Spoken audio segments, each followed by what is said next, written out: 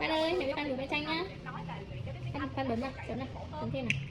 Chiu chiu chiu chiu chiu chiu. Đây. Bác Hồ đấy. Con này, bom bom. Phan cầm bom bom này. Chấm nha, chấm màu nhá, chấm màu hồng. Chiu chiu. Ừ.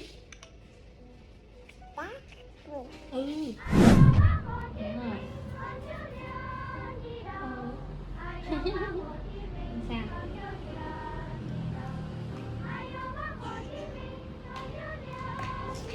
Mẹ cầm lên rồi.